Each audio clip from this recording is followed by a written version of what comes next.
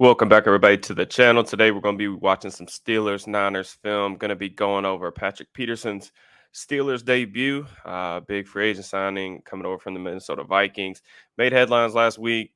Talked a little trash saying he was going to pick off Brock Purdy. His debut was a little shaky. There was some good stuff, but overall, it was a shaky performance, really from the jump. But kind of want to try to bring some context to all those receptions allowed, all those targets and just kind of go through each example, kind of get into the weeds of, kind of what went right, what went wrong. So just before we get started, please make sure to like the video, subscribe to the channel, drop me a comment. All that good stuff is greatly appreciated on my end. So yeah, Brock Purdy, him and the rest of the Niners, offense definitely heard about, the comments made by Peterson on his podcast.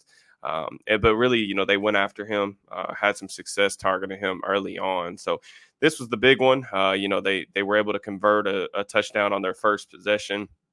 Kind of going to get into some of the schematics involved here. The Niners are going to, bring a max protection look. So they're going to keep literally 8 guys in to protect Purdy on a play action pass. And then they're only going to run a 2-man route concept. With the Steelers are in, their big nickel package. So their 3 safety look with Minka Fitzpatrick as kind of the pseudo slot corner in this look. So they're going to be dropping into kind of a what kind of looks like quarters coverage here. And then, the Niners are just running a popular red zone concept. So you get the switch release from Samuel and Ayuk, and then you're going to get 2 end breakers. So a lot of teams will run this in the red zone, especially if you're anticipating some form of quarters. You get, double post, dig post. In this case, it's more like over post. And really what the reason for that is, you see Peterson, he's playing far outside leverage on this play. So that's kind of what that is. You get these in breakers against outside leverage. It, allows your receiver to get an extra step of separation easy. So coming off the jump here, you see DeMonte KZ. He's the safety playing up at the top. Going to key Debo Samuel kind of all the way across the field. Brandon Ayuk's going to kind of go up and run that kind of square in. Just a couple different things just from a defensive schematic standpoint. KZ could probably do a better job passing this route off. As soon as he's right here, he could definitely pass this route off in zone coverage to Keanu Neal, even though he is technically responsible for the number 2 receiver.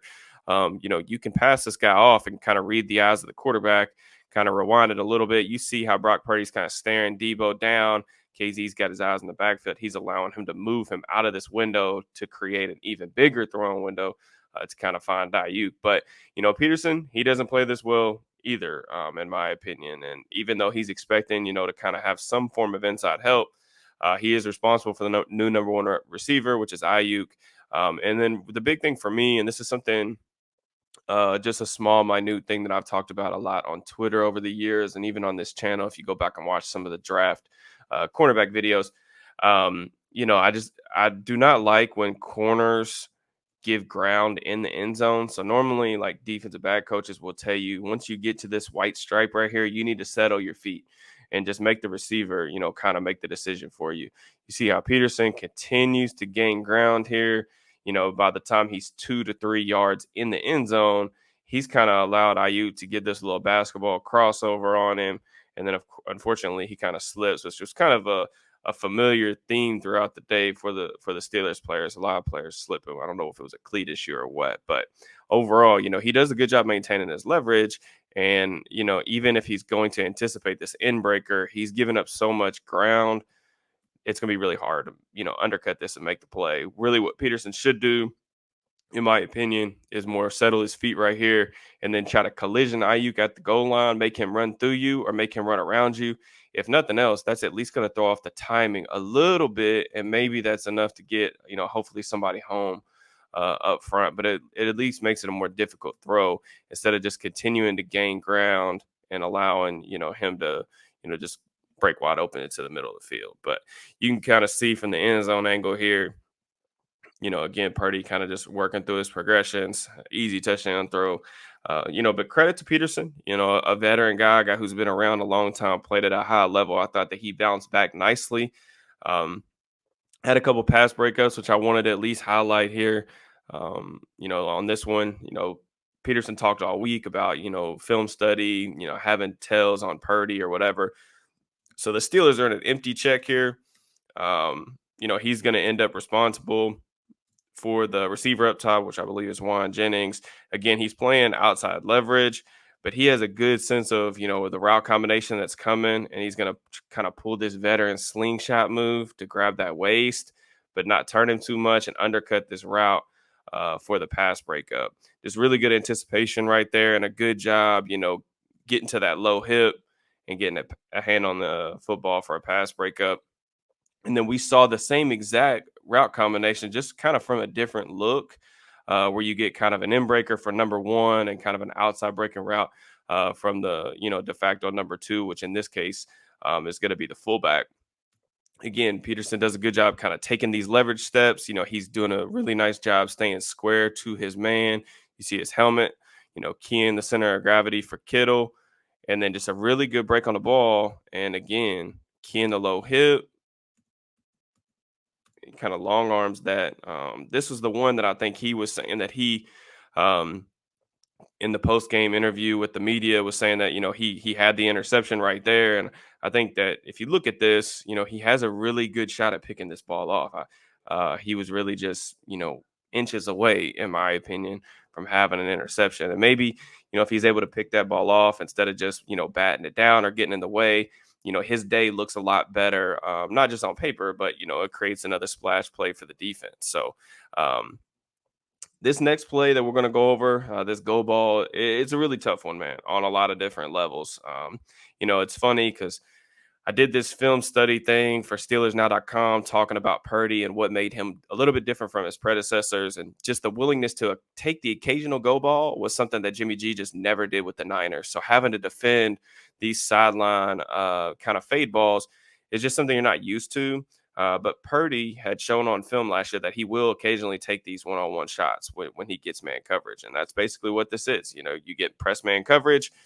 Peterson is going to be playing kind of like what I would call step kick technique. So you see his outside foot, move to the left. Immediately you see Ayuk take this speed release. So he knows he's good to get in his crossover run. He's on top here. This is a good transition. He's on top of the receiver, squeezing in mostly towards the sideline. And then, we get a ball that's, just perfectly placed. A couple things here that I think he could have probably done better, which you can kind of see from the other angle as well. I do think that Peterson could have gotten his head around to the ball just a little bit sooner, because if you go back and look from the first angle, Ayuk is really, he's looking for the ball here pretty early. And whenever you get a speed release outside the numbers like this, especially in the red zone, where is this ball going to go? It's not more than likely not a go ball, like a true go ball, because there's not enough space, right? You very rarely see those thrown like that. And then when he takes this real wide speed release, the only route that he can run is a back shoulder. So really right here, once Ayuk starts looking for the ball, which is around the 10-yard line, Peterson, once he sees that, he can key that kind of low hip and then just kind of settle in and find the football. And he'll be in a lot better position, more than likely, to get his head around. But you can kind of see from, this angle, he's just real late to get his head around to the ball. Ayuk gets another 5 yards really, at least, before Peterson really starts looking for the football. He just misses it, kind of swipes at it, tries to kind of wrestle it away from him on the ground. And just credit to Purdy and Ayuk. Sometimes film studies about just recognizing like what the other players did really well. This is a dime of a throw, and this is a heck of a catch. So I want to say that Next Gen Stats had that as like one of the most, if not the most, improbable catches of the week. And you got to give credit to those guys for executing, making a heck of a play. And sometimes that's life at the cornerback position. You can have pretty good coverage, and then you can, still allow a big play. And that's the unfortunate part of football. Sometimes those guys get paid too. So want to kind of go over this one. We anticipated seeing Peterson move around the formation just a little bit more, particularly when the Steelers go to their dime looks. So you got Joey Porter Jr. taking his spot on the boundary with Peterson in the slot with Minkah Fitzpatrick on the other side. He's going to be lined up in man coverage. They're trying to disguise a too high look, roll it down to one robber. So he does have help inside. So he can afford to be a little aggressive at the line. Ayuk takes a inside release and then runs this kind of deep dig route. I don't really see anything problematic throughout, the early part of this rep. Um, because he's in relatively solid position right here. Neal is going to come down and he's going to rob this first crosser underneath, which effectively leaves him without much inside help, but kind of just gets lost up here at the break point. You see Ayuk really just plant that left foot in the ground, run across the field, creates a ton of separation, and you know, um, there's not there's not any mystery to it, man. The San Francisco 49ers, they run a ton of in breakers, so it's just a little bit kind of problematic to me that I would have assumed that he was guessing, in breaker here instead of out, especially once you get a guy on the inside taking an inside release. But you see the amount of separation that Ayuk's able to create, and that is what it is. But Ayuk's their man beater. We talked about it all week. He was one of the best man beater receivers in the NFL last season. He was in close to the top 10 in yards per target, yards per route run, I believe, as well. So just wanted to highlight a couple other kind of reps here on the day just to finish out the session. Because he was pretty much tagged with 3 receptions, 2 touchdowns, 2 pass breakups on 5 total targets. But thought this is a pretty good rep. He's kind of in kind of a soft press look, a couple yards away from the line of scrimmage, stay square, good transition, and he's going to be there on kind of this swirl route from Deebo Samuel. Good job, sticky coverage in phase the whole way. Ayuk does a good job creating a lot of separation up top against Levi Wallace on that outbreaker. But then there was, another example kind of right here. The game's kind of out of touch at this point. I mean, it's a blowout, but I did just think that there were some things in Peterson's film that were just, just not fundamentally sound. We talked about the touchdown, kind of the minor things that he could have probably done better. But even on this play, when he's not really targeted, he's up top. They are bringing a pressure look, so they end up bringing 6 blitzers here. So the ball is going to come out pretty quick, but you can immediately see him in off coverage. They're not disguising this whatsoever. I mean, this is cover 0 basically. But Peterson's going to immediately turn his hips, and then you get this kind of in breaker, this skinny post or bang 8 from the wide receiver, which creates a bunch of separation. No defensive back coach in America teaches this. I mean, they would prefer that you either, stand your ground right here, either scooch technique or backpedal, keep your shoulders, square to the wide receiver, to immediately just jump into your crossover run, when you've got 5 yards of cushion still. It's just not. And then, you get forced into a baseball turn. Never great when, you allow, these receivers to get you in this, perspective, because it's just hard to recover, especially in the NFL. But, the ball ended up going elsewhere, kind of an errant throw from Purdy. But just thought in general, that was another example of, where his technique could have been probably a little bit better. But I think that the questions that we talked about with Peterson in the off season, all those questions that we had, I think, are relatively unanswered. I don't think there needs to be any, alarm bells going off. It's not like, his athleticism just looked absolutely terrible. We knew that he lost a step, but, the questions that we had was, can he hold up in these man coverage looks that the Steelers want to play, particularly on 3rd down? And then, can he hold up in the slot when they want to go to their dime looks and bring Joey Porter Jr. in to get him some playing time? Those are all questions he's going to have to answer, in the coming weeks, and these things are going to get put on film. So, teams are going to be watching this on a weekly basis, and he's going to be tested. So, but I'm excited to see how he bounces back. He's done this a long time, man. So I got faith that, he'll correct some of these minor things and, have a much better showing in week 2 against the Cleveland Browns. But if you guys made it through the video, thank you guys so much. Appreciate the support.